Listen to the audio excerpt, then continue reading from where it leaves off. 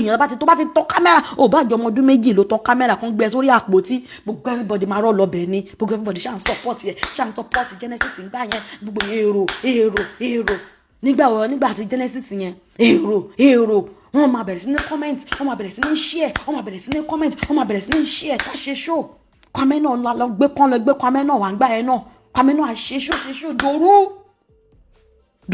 Kwame máa wà lórí show dòru nígbà mi 5,000 Kwame ṣe show kan fún Genesis 5k ló ń wò lóru 5k ló ń wò lóru tó máa ṣe show yẹn dòru tèmi náà máa dìde tí máa ṣe show tàbí wọ́n máa ṣe show nígbà míì ni máa sọ fún Kwame ń gbà pé Kwame lọ sùn pẹ̀lẹ́ lọ sùn nínú àìní ó da ohun ti gbọ́ Stargurl ó da máa lọ sùn máa nítorí pé máa tó ọ̀la ẹ tún máa bọ́ta lọ́la o ẹ lọ sùn ẹ lọ rest o tó gbogbo wa ṣe tinútinú tá à ń lagún yọ̀bọ̀yọ̀bọ̀ ẹ lọ tètè sùn ṣẹmọkẹ máa tún bọ́ta lọ́la ẹ máa tún get ready àṣẹ gbogbo bí Kwame ṣe ní bí wà sí kò láìkí ẹ nígbà tán gbé mi náà dé lèmi náà tẹ gbé mi dé èmi náà gbà tọrọ Genesis èmi náà bá kàn tọ kámẹ́rà ni pé nígbà tẹ́mi náà dé ńgbà yẹn ló bẹ̀rẹ̀ ogun ti mi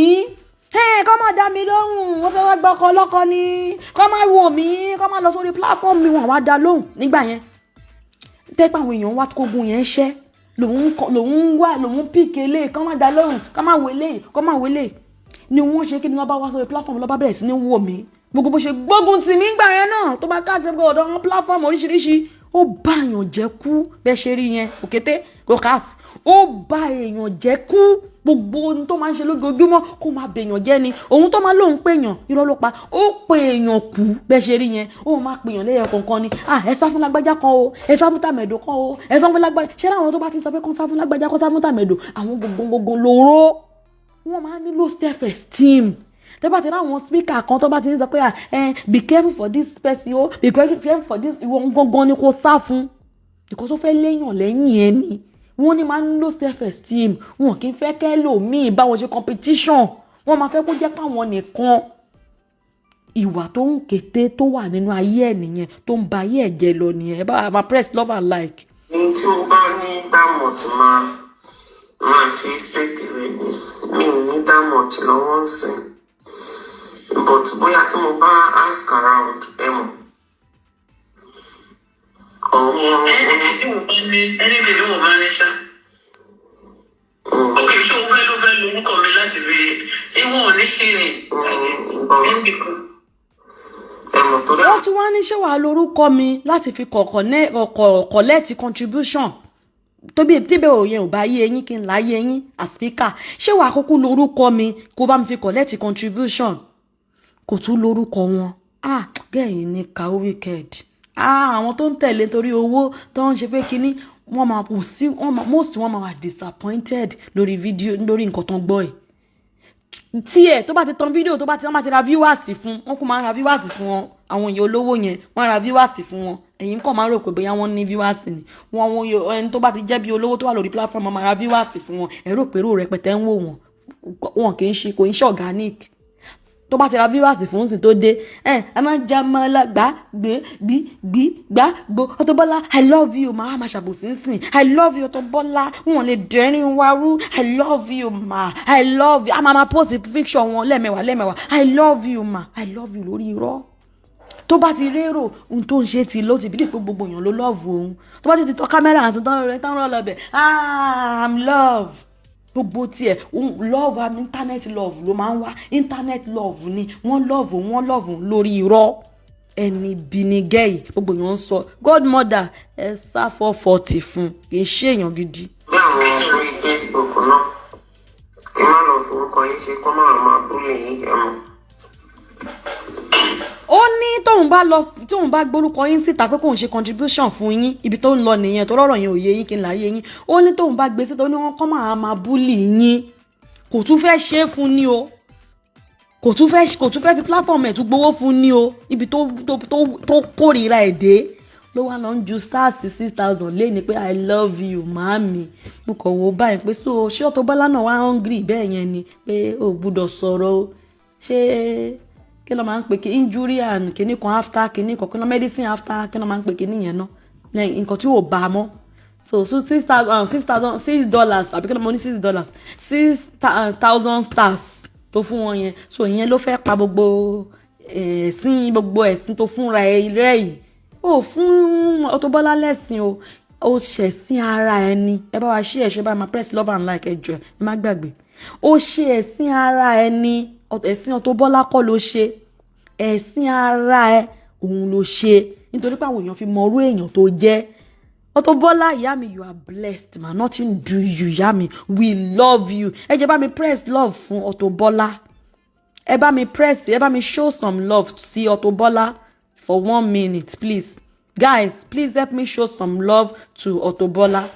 show some love to Auto Bola. Please, she be bullying me. I'm just bullying me. Or nobody, because I want to bully you. So what do you want to me? No one bully you. It's only about bullying. No, someone is in bully. Ẹ ṣé ẹni tó sọ pé campaign after election kò ní bàjẹ́ fún ẹ kí ni fi kọ́dá olú ẹ ṣé nǹkan tí mo fẹ́ sọ nìyẹn campaign after election ni mo fẹ́ sọ God bless you tinútinú nǹkan word tí mo fẹ́ sọ ẹ̀mí tá a bá ń sọ̀rọ̀ ọ̀rọ̀ máa ń sápá ọ̀tá wa lórí ńgbà mi àmọ́ máa wá word tá a fẹ́ lo àníri campaign after election ló ṣe Auto Bola ló wá ṣẹ̀ṣẹ̀ fún wọn ní 6,000 stars ẹ gbà ilébi ẹlẹ́fìgbẹ́gbẹ́nu sọ́hùn kò ní sọ̀rọ̀ ìyẹn ló fẹ́ ṣe fún wọn. Thank you for showing love to Auto Bola we love you ma mi ní pẹ́ end the video ẹ jẹ́ ká gbọ́ tán ká máa lọ.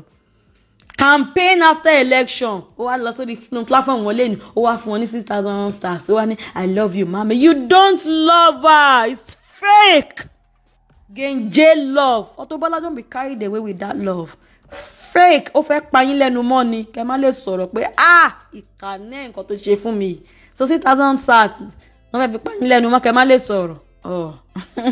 ẹ̀yin náà á dákẹ́ ẹni sọ pé nǹkan tó dẹ̀ ṣe fún mi yóò dá ọdọ́ yẹn ti sọ ná kó tó wá play ẹ̀ pé n tó ṣe ò dá nǹkan tó fi sáré wá sórí platform yìí wá comment ni kó fẹ́ bò yín lẹ́nu 6,000 stars yẹn náà fi bò yín lẹ́nu ń sìn kẹ́ má lè sọ̀rọ̀ náà fi wá bò yín lẹ́nu ìkànnì ẹ jẹ́ ká sáré gbọ́ tán ká máa lọ. ẹ bá wa ṣí ẹ. wọ́n ẹ̀ṣẹ̀ sún àwọn kan fún àwọn kọ̀ọ̀kan mo ń ṣe project kan lọ́wọ́ so gbogbo owó tó wà lọ́wọ́ mi mo kàn dá sórí project yẹn straight away so it's a bit tight at the moment. àwọn tàbí ń ṣe kíní fún lórí Facebook kíní stars tó send sórí kíní yẹn ni mo fi ń ṣe fún wọn kó wà lọ́ máa wò pé ok o ṣé wọ́n fún wọn stars pé bóyá olúwẹ̀ kó fún ọ ní owó stars ṣe ọdún ṣé lórí kíní platform mi. Wọ́n ti yọ monetization mi lórí burúkú wọn ti yọ. Ó tún parọ́. Ó ní wọ́n ti yọ monetization òun. Wọ́n ò dẹ̀ yọ monetization ẹ̀ kankan. Ṣẹ́ni tó tún parọ́ pé wọ́n yọ monetization òun. Wọ́n ò yọ monetization ẹ̀ rárá àti rárá. Irọ́ gidi, pure irọ́ ló ń pa. Kò sẹ́ni tó yọ monetization ẹ̀. Kò sí ẹ jẹ́ ká play Kwame ẹ jẹ́ kí n ká gbọ́ tán ká play Kwame ẹ jẹ́ ká play Kwame. Platform kan ní monetization. Ẹ ṣe more bank mo like ọ̀rọ̀ yẹn you wey dey make 14k kẹ́yìn dey want medicine after death bẹ́ẹ̀ ni bàbá mi kọ́lọ́n kó ṣàánú kọ́lọ́n máa jẹ́ ká bá kàk pàdé you wey dey make 14k kó má lè fún obìnrin yẹn ní $200. Auto Bola ẹgbàmà ẹ ṣe mà mi iye tí mo ní nìyẹn ẹ need láti dá padà mà torí owó yíyá ìjà ló máa ń fà iye tí mo ní nìyẹn tí mo lè àfún yín nìyẹn ẹ ṣe God bless you wàá rí tóbìnrin yẹn máa ní àbúrò mi ó ṣe God bless you ṣé kí n má san fún ẹ $200 ẹ kàn fẹ́ máa ṣe rí $200 ẹ kàn bá mi fi ra milk kẹ fi ra bread fún àbúrò mi ẹ bá mi fi ra milk and bread fún àbúrò mi ẹ ṣe mo dúpẹ́ mà bẹ́ẹ̀ lọ́wọ́ yìí nǹkan ṣe pé kínní ó wá fún ní anything ó dẹ̀ ṣe mi ẹ jẹ́ kí a play lè ká wá lọ gbọ́ kí n wá play Kwame. Kò ń ṣe mọ̀ different platforms ó ní iye owó tó máa ń wọlé síbẹ̀ ṣe understand. different platform ó lé iye owó tó ń wọlé síbẹ̀. So platform mi tó wà bẹ́ẹ̀ sí jù síbi. Tó bá lè fi bá mi sípẹ̀ nìkan ó ní ìdásíkà ní kó wá lè ṣe é tó bá lè forúkọ mi sí tó bá lè ṣe owó nǹkan tó bá lè olórí má forúkọ. Ṣé ti gbọ́? Mo ń bọ̀ ẹ jẹ́ kí n play Kwame. Ṣé ti gbọ́ voice note yẹn? Kọ́lọ́run kó ṣe kíni kó máa ṣàánú wa ni kó gbà wá lọ́wọ́ ọ̀tá kó gbà wá lọ́wọ́ ẹni bí ìka ènìyàn. So 6,000 stars tó fún wọn lé nìyẹn ìyẹn ló fẹ́ fi dí wọn lẹ́nu. Kò sí everybody ti mọ̀ pé èèyàn burúkú ni ẹ́ ìka ni ẹ́. Ẹ máa gbọ́ ilé lọ. Ẹ máa gbọ́ Kwame lọ. Bí wọ́n ṣe pọ̀ tó àṣọrọ̀ mi ń dùn mi ì ní dákẹ́ mọ́ mi ò ní dákẹ́ tó máa fi play gbogbo show mi gbogbo voice mi tó rìkọ́dù látọ̀dọ̀ ta ti ń sọ̀rọ̀ báyé bá dákẹ́ mi ò ní dákẹ́ bí gbogbo ayé dákẹ́ mi ò ní dákẹ́ wọ́n máa pariwo lójoojúmọ́ nígbà gbogbo lọ́jọ́ gbogbo pé Jésù ṣeun ṣeun ṣeun bàbá ṣeun. Ta lélẹ̀?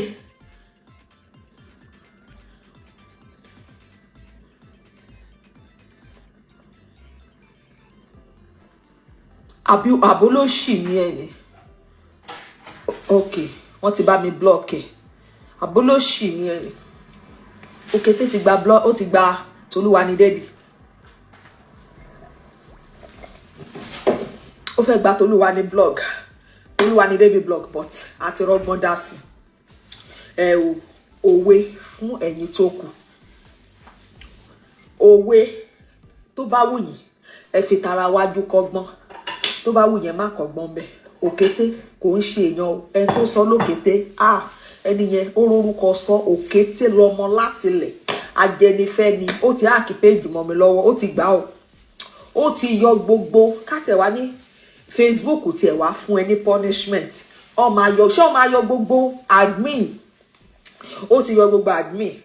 tó bá dọ̀là máa fi hàn yẹn tí tẹ bá fẹ́ wọnú ẹ̀ ó ti yọ everything ó ti add number sí lọ́dọ̀ ẹ̀ wọ́n ti send code sí ó ti gba Tolúwanidébì òkété ti kókú lọ ó ti kárùn bẹ́ẹ̀ gbé kíkú bẹ́ẹ̀ gbé àṣírí kó bẹ́ẹ̀ gbé sórí péjì tó gbà yẹn á gba nǹkan ńlá tó máa sunkún tí ó máa bẹ̀ báyìí tó ò ní gbọ́ tó máa ké omi kíkan ló máa jáde lójú ẹ̀ mo dá àṣẹ máa mú lọ bye bye to jágbájágbá in the name of Jesus bye bye to tó bá tiẹ̀ lọ change orúkọ ẹ̀ ó máa dà Tolúwanidébì yẹn ni kò má fi lẹ̀ mí lórí bá mi change kó fún kan lára àwọn ọmọ ọṣẹ́ kó bá wọn fi stars kó monetize ó kúkú lè fún wọn page so fún wọn yẹn ẹ kalẹ̀ ẹ rí pé mo padà wá òkété olè ẹ wò ẹ bá mi dúpẹ́ lọ́wọ́ sister Nitra Talk blog àwọn lájọ ṣe gudugudu mẹ́wàá yàyà mẹ́fà sister Nitra Talk blog ó kéra fún yín mo gbé fún yín ẹ ṣé kò ní bàjẹ́ fún yín àti uncle mi kan all the way from